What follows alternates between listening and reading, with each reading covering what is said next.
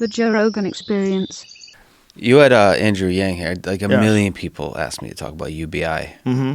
So are you still a supporter of UBI? I think we're probably going to have to do something. If the only argument against UBI, in my eyes, is human nature. The idea that we could possibly take all these people that have no idea where their next meal is coming from and eliminate that, and always have a place to stay. And then from there on, you're on your own. Yeah. But that's what universal basic income essentially covers. It covers food, enough for food, right? You're not going to starve to death. You're not going to be rich. And it's not like you could just live high on the hog. But you got to wonder what the fuck the world looks like when we lose millions and millions and millions of jobs almost instantly due to automation. Yeah, it's a really interesting question, especially with Andrew Yang's position. So there's a lot of economics questions on UBI. I think the spirit of it, just like I agree with you, we have to do something. And yeah, the economics seem kind of questionable, right? Yeah. If there's $1,000 a month. Is that what it is? For him, it's $1,000. Yeah, $1,000 a month for 300 million people. So it's difficult to It's know. not to everybody? No, because the way I heard him explain it, is Everybody if you're over 18? If you're already getting some sort of welfare, you wouldn't get that 1,000. You would get like the difference of the 1,000. So if you're already taking money in some way, you just get like an extra $200. Okay. Something like that. So that 1,000 gets factored in? Yeah, yeah. So if you are wealthy, you get it too, though, and you could opt out, right? That was the idea? Yeah, so it's like everything else. It's super messy. So what is the right amount, and how do we pay for it?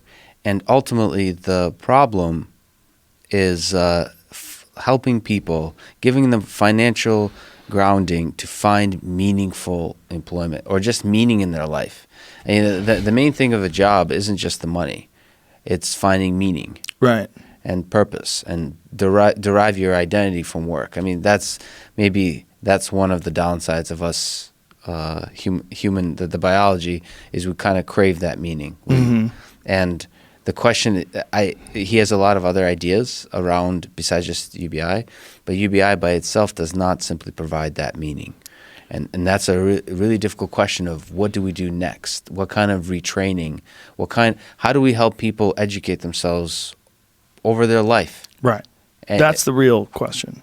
yeah, and the other balance is, I mean, underlying all of this, so one of the things I disagree with Andrew Yang on is the fear mongering, which I think in this culture you have to do as a presidential candidate. That might be part of the game, but the fear mongering of saying that we should really be afraid of automation, that automation is going to take a lot of jobs. And from my understanding of the technology, from everything I see, that is not going to be as drastic or as fast as he says.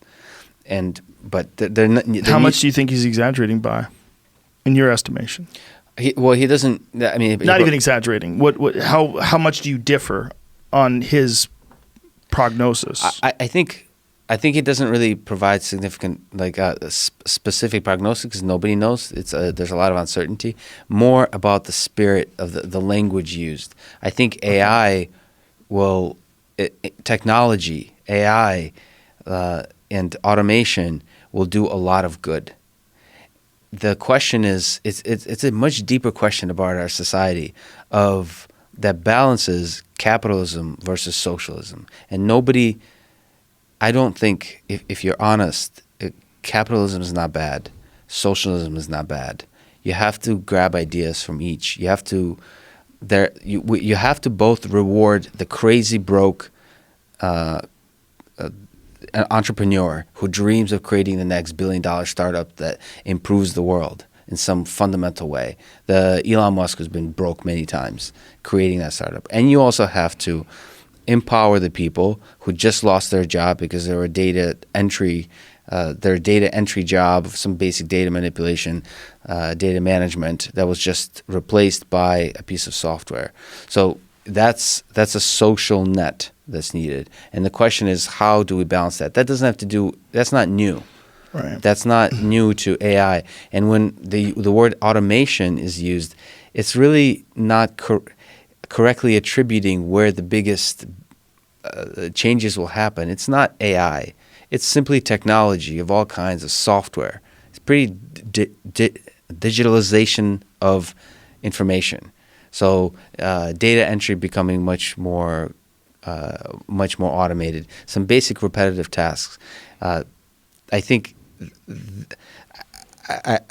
the questions there aren't about. So the enemy isn't there. First of all, there's no enemy, but it certainly isn't AI or automation, because I think AI and automation will help make a better world. And you sound like a spokesperson for AI and automation. So. I am, and for UBI. I think we have to give people financial freedom to learn, like lifelong learning and flexibility to find meaningful employment. But like AI isn't the enemy. I see what you're saying. But what do you think ever could be done to give people meaning? This meaning thing, I agree with you.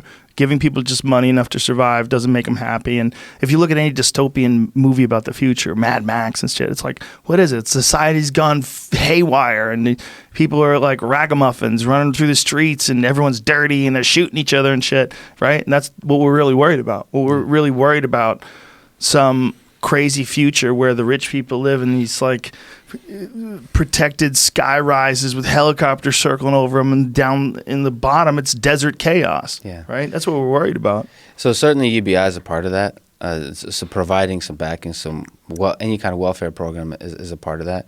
But also much more seriously looking at our broken education system throughout. Yes. I mean, it's just like not blaming AI or technology, which are all inevitable developments, which I think will make a better world, but saying we need to do lifelong learning, education, make it a lifestyle, invest in it, not stupid rote learning, memorization that we do. It's sort of the way mathematics and engineering and chemistry, biology, the sciences, and even art is approached in high school and so on. But looking at education as a lifelong thing, finding passion, and like that should be the big focus, the big investment. It's investing in the knowledge and development of knowledge of young people and everybody. So it's not learn to code, it's just learn. I couldn't agree more. And I also think you're always going to have a problem with people just not doing a really good job of raising children and, screwing them up and, making kids. There's a lot of people out there that have terrible traumatic childhoods. There's just, to fix that with universal basic income, just to saying, we're going to give you $1,000 a month, I hope you're going to be happy. That's not going to fix that. No. We have to figure out how to fix the whole human race. And I think there's very little effort that's put into thinking about how to prevent so much shitty parenting and how to prevent so many kids growing up in bad neighborhoods and poverty and crime and violence. And that's where a giant chunk of all of the momentum of this chaos that a lot of people carry with them into adulthood comes from. It comes from things beyond their control when they're young. And that is the struggle at the core of our society, at the core of our country. That's bigger than raising humans. Raising and educating humans, making making a better world where people get along with each other better, where it's pleasing for all of us. Like we were talking about earlier, the thing that most of us agree on, at least to a certain extent, is that we enjoy people. We might not enjoy all of them, but there's the ones we enjoy. And you really don't enjoy being alone.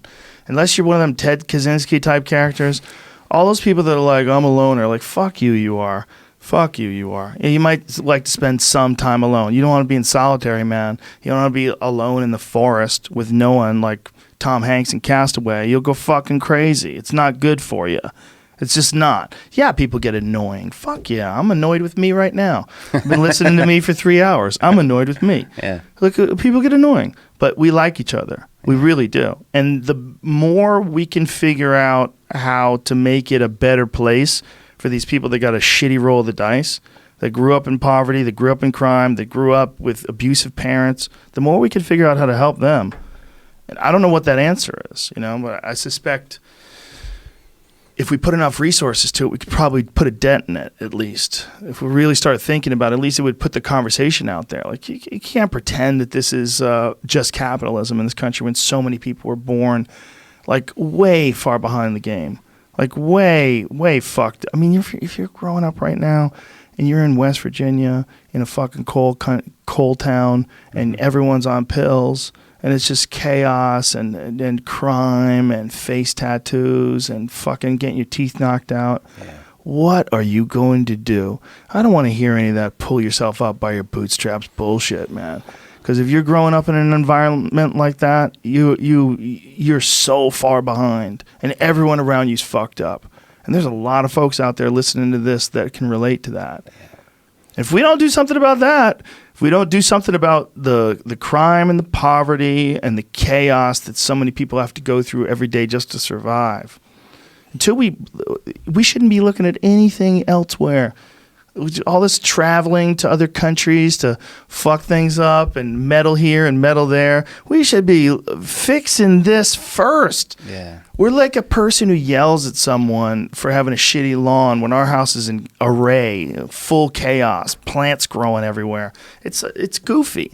We're goofy. We almost like are waking up in the middle of something that's already been in motion for hundreds of years. And we're like, well, what do we do? Is this the right direction? Are we okay? We're flying in this spaceship Earth. And in the middle of our lives, we're just realizing that we are now the adults, and that all the adults that are running everything on this planet are not that much different than you and I. Yeah.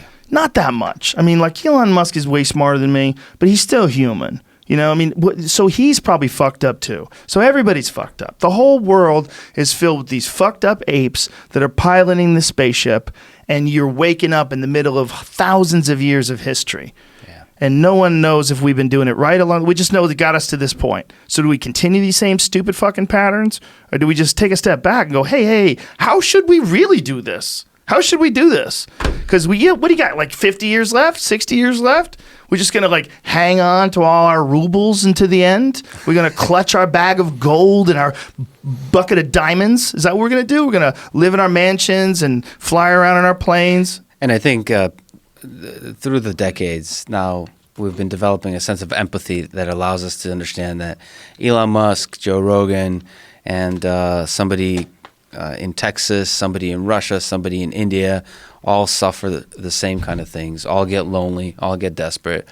And all need each other. And I think technology has a role to help there, not hurt. But we need to first really acknowledge that we're all in this together, and we need to solve the basic problems of humankind as opposed to investing in sort of keeping immigrants out or blah, blah, these kinds of divisive kind of ideas as opposed to just investing in education, investing in infrastructure, investing in the people. UBI is part of that. There could be other totally different solutions.